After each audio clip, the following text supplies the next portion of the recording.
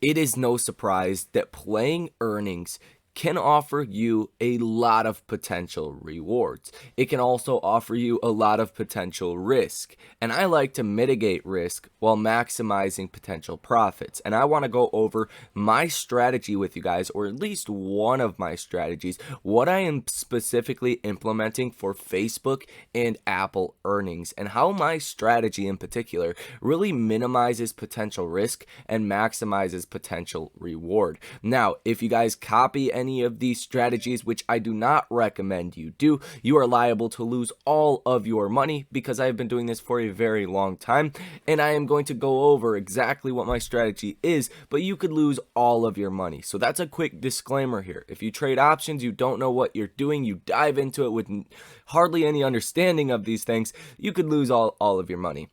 Now, if you guys want to come trade with us live in real time every time I buy or sell anything, check out the link down below in the pinned comment. Starting on Monday morning, the price for that will go up dramatically. There's so much value provided at $20 a month. It's kind of ridiculous to keep it down there.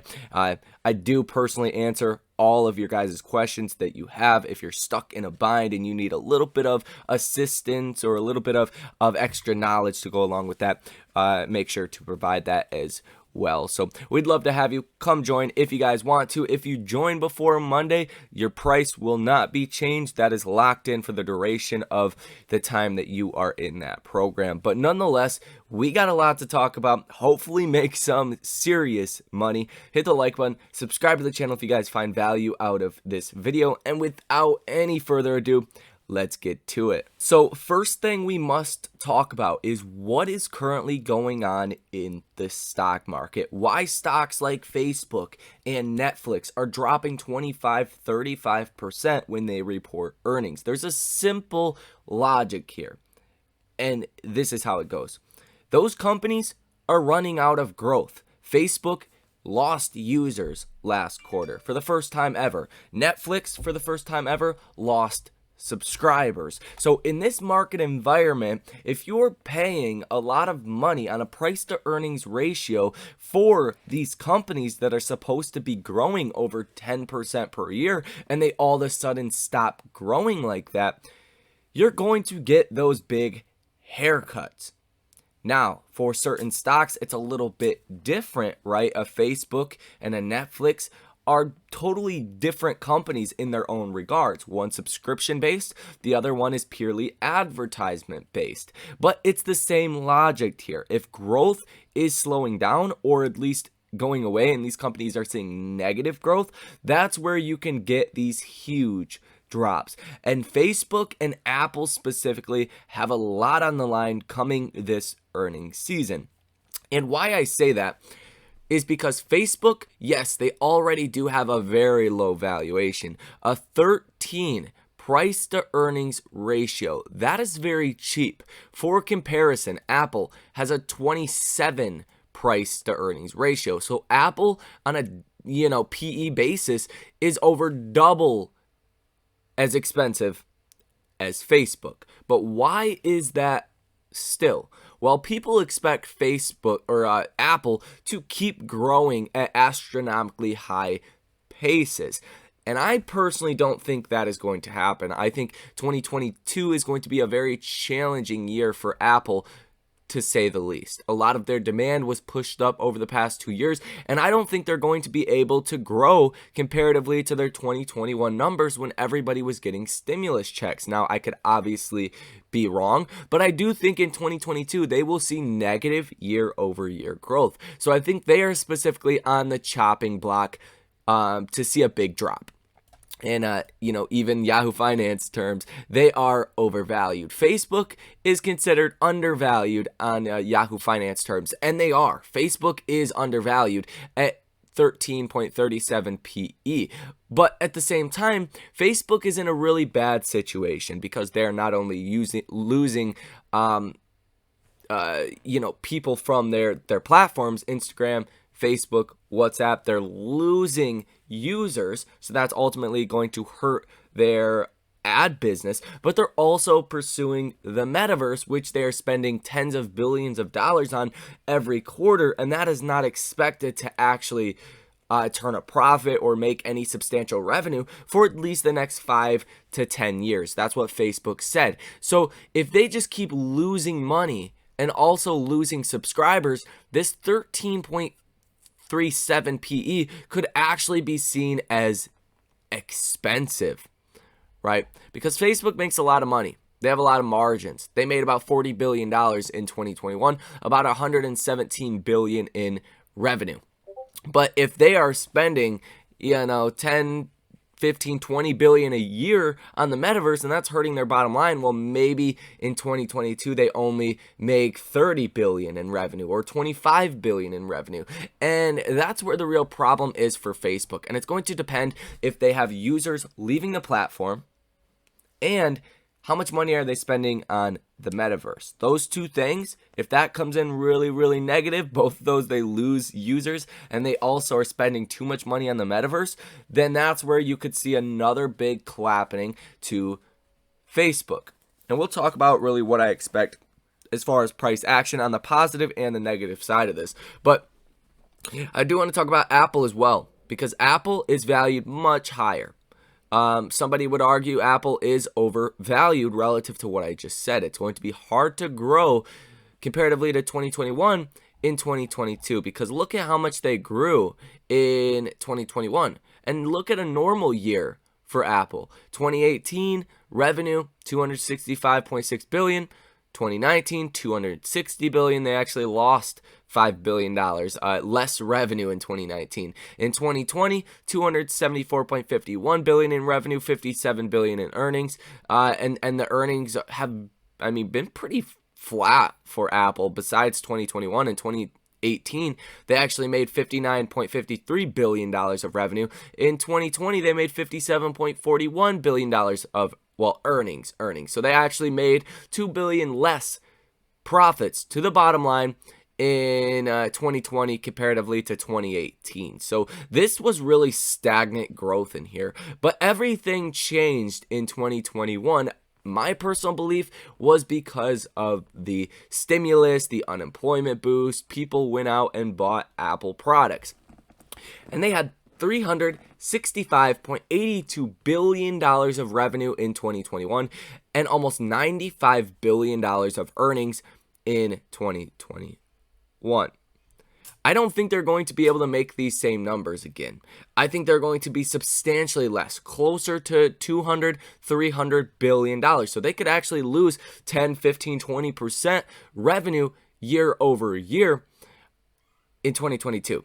And if you start to see signs of that, if Apple's earnings are not so great, not what people expect, and if you get that fear of negative growth, Apple could really take a massive beating. And Apple is really the only stock, or one of the few stocks, that are holding up the market. So that has a lot of implications for the broad markets. Now, that's kind of the backstory here, kind of what is going to make these stocks drop in a substantial way. I don't really expect to see big rallies because look at Tesla.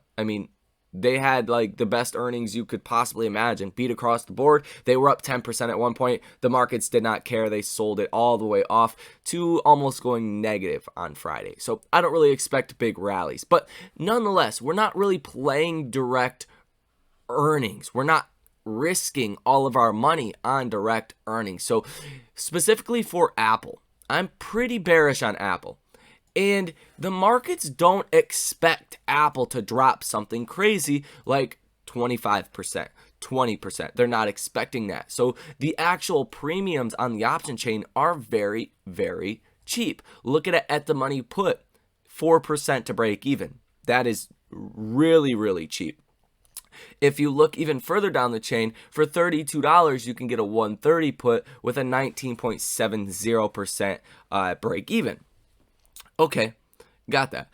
What I did and what my strategy consists of is I'll buy these options, these far out the money options. Any of these that are like $100, 50, 30, I think they're decent. What I specifically did was I bought the 125s, I sold the 120s, and I did this for 7 cents per contract. At the end of the day, it did jump up, but I did this 70 times. So what am I doing here? My max loss is $700. My max gain is about $34,300 if Apple were to drop around 25% by 2 Fridays from now. Is that possible? Yes. Is it probable? Not as much. Odds are Apple probably will not drop that much. Now, it's more possible now than I think it ever has been, and I think the premiums are cheap. But that does not mean that I want to risk $700 on this trade, because if you do this and you're risking massive amounts, $700, it's not a crazy amount for me, but it's still an amount that I don't want to necessarily lose. Now, if you want to risk it, be my guest. I'm not a fan of that. But what happens heading into earnings is that you will notice these premiums, like I said, are really, really cheap right now. Well, Apple reports earnings next Thursday. So what it is essentially it's an IV run-up, implied volatility. Implied volatility is telling you, the implied move, right? If implied volatility is higher, like Snapchat, the options are going to be more expensive. Snapchat's implied volatility was 400% because Snapchat typically moves a lot. Apple's implied volatility is very low at 48%. So that's kind of giving you a gauge of, how expensive these options are. Then you can obviously tell from the break evens. But what happens heading into earnings, and especially the next couple of days before earnings, say on Monday, Tuesday, Wednesday, Thursday until they report, the IV will continue to go up as people do place their bets and they are buying these options more. For whatever reason, people do not position for company earnings for the most part until the week of earnings. They don't do what I did and bought these trades last week for earnings this upcoming week for Apple. So implied volatility will rise heading into earnings. These contracts will tend to go up heading into earnings. Now, obviously, directional moves do play a role in that. If Apple were to skyrocket next week, these contracts could go down a little bit, but it kind of works to your benefit as well if you're wrong on the move before earnings, because the contracts won't devalue as much. They won't devalue as much. But if it goes in your direction, especially if next week is a red one, especially for Apple, these debit spreads I have, that's what it's called. They're currently worth $10. They will likely go to $20, $30, $40 by the time, or even $50 by the time you get down to Thursday. And they will report earnings in after hours. So what I am looking to do is I am looking to sell out about half of these. I want to keep about 35 of these. I want to be able to sell half of these for, say, $20, $25, $30 a piece. And exactly how I do that, you sell the ones you bought, and you buy the ones you sold. And then I would look to sell out 35 when I could and collect hopefully $700. And then boom, you're out of the trade. And that's exactly how it works. You're using implied volatility, positioning ahead of that, and that's where you're going to make all of the money. I did this for Netflix. I did this for Tesla. I did this for Snapchat. It works almost every single time, especially on these stocks that people really like to bet on, right? And Apple is definitely going to be a big one. So long story short, premiums tend to move up either which way, calls or puts heading into earnings as people do start to make their bets. So what I like to do is go in large and then try to make half the position free. And then I will ride that free position into earnings. If I get lucky and I'm right, Apple drops 25%. Boom, even 34 grand was the max profit on seven of these. The max profit on 35 of them is going to be about $15,000 to $17,000. So you want to mitigate your risk by getting your money back free, like making contracts free, and also being able to make a lot of money. You can't get greedy here and say, well, I can make 35,000, comparatively to 17,000. Well, I think you'd be happy either way. But in this case of making them free, you don't risk your whole $700 if you are wrong. You at least got your $700 back in money back. So you essentially made them free. Now for Facebook, playing this one a little bit like the same way as well. So I do have the 130 puts and the 120 puts. Facebook does report on Wednesday. So a little bit less time. Facebook, I think, is going to really see the put options start to see a lot of IV pretty quickly. Now, the implied volatility is 94% on Facebook, but I think it'll likely go higher than that just because what happened last earnings. And what I did was the same thing here, a debit spread. You can do this buying shares too, or buying just the options. Like you could do this naked, right? You could buy the 130s, the 120s, or whatever options you want. Go in with 10 of them, you get 50%, sell out half of them, keep them for free. Now, I like these a little bit better because the max gain on this, one of these, is about $1,000, and I have 30 of them. So essentially, I bought the 130s, I sold the 120s, and I did that 30 times. Max profit of about $29,000, max loss of $1,000, but same thing.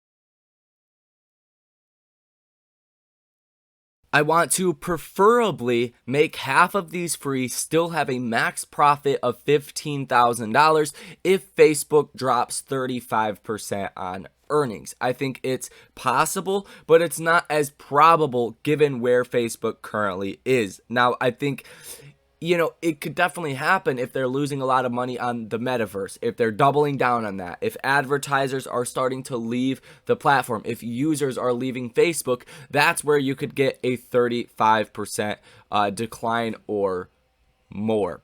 But is it probable? Probably not. There's probably a 2% chance that these actually hit and you would get the max gain on that because, like I said, the stock would have to drop about 35%. It would have to go lower than $120 per share. I think the lowest it could possibly go is like $100 if there's something that really does start to worry investors. But with all of these trades, both of these trades that I just went over, it's not because you should go out and buy them. Actually, the opposite. You could probably get a lot better trades with a lot higher probability of making money, right? But the overall concept is whatever you are doing, whether it's a debit spread, whether it is just buying a bunch of contracts, you'll likely see the contracts go up a lot in value sometimes before earnings, like with Tesla, the day of earnings. The day before the day of earnings, they reported earnings in after hours. I had bought Tesla $800 puts for $128. Those things went up to $700 by the time Tesla reported. Tesla didn't really do anything after they reported. It was positive like 5%. Next day up 10%. Those same $800 puts for May 5th turned into $60 by the next day.